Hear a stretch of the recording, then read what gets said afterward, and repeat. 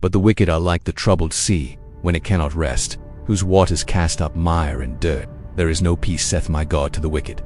Isaiah chapter 57, verse 22-21. Life outside Jesus Christ is exactly as these scriptures describe. I left my village armed with 50 naira and the address given to me by Alice, escaping in search of freedom, liberty, enjoyment, and all that comes with them. However, as you will see later, what I found was far from what my young heart had imagined. When I arrived in Lagos, the city appeared beautiful to me, and I compared it with heaven, whatever heaven might be like. I saw tall and impressive buildings, and on every face I thought I saw happiness.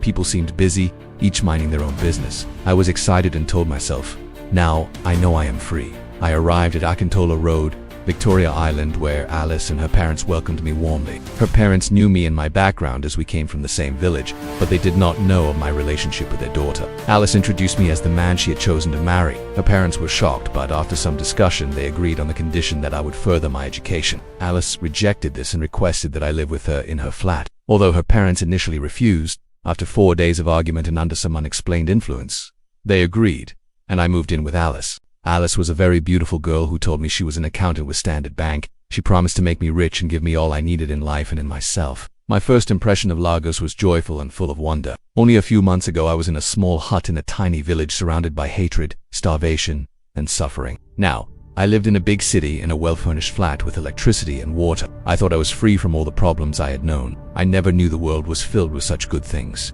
The devil is indeed a deceiver. The scripture rightly says, "The thief comes not but to steal, to kill, and to destroy." Only the Son of Man Jesus Christ can give life and give it more abundantly. John 10:10. Dear reader, the devil offers no free gifts. Whatever he gives is a price paid with your soul.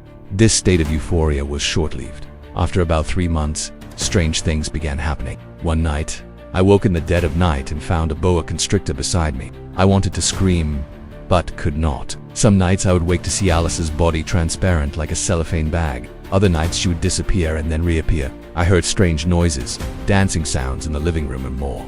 The fear became unbearable, so I confronted her. Her first reaction was violent. She told me firmly not to ask such questions again or else I would regret it. From that moment, I knew my life was in danger. I preferred the sufferings of my village to what I was discovering and became afraid of her. 2 days later, she came smiling with gifts and hugged me. She said how much she loved and cared for me and encouraged me not to be afraid. She promised to explain everything later. She took me to a nightclub and reminded me of her promise to make me rich. Inwardly, I knew I was in danger, but I wondered how and where I could escape. It is important to note that Alice's parents did not know that their daughter was seriously involved in occultism, spiritism. She warned me never to tell them if I loved my life.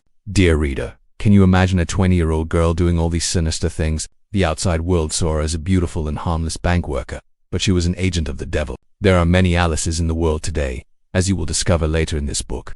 Well, if you haven't subscribed, you need to subscribe.